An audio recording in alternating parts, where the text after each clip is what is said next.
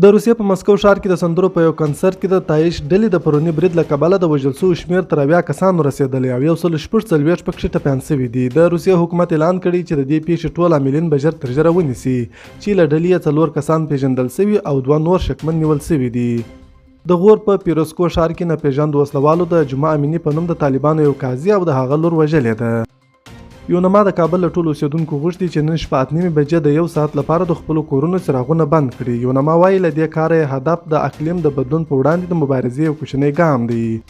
د افغانستان لپاره د پاکستان ځانګړي استازي آصف دراني ویلي د افغانستان پر خاور د پاکستاني الوتکو تر بمبار وروسته له طالبانو سره د پاکستان په اړیکو کې کوم ځنډ او خنډ نه دی رامنځته شوی. د طالبانو د بهرنیو چارو وزارت مسکو کې د کنسرتونو په یو تالار کې د داعش ډلې خونړی برید ترهګریز ګڼلی او ویلي دي چې د داعش ډلې موخه د اسلام بدنامول دي. طالبانو زیاته کړې دغه برید د بشري معیارونو ښکاره نقص دی.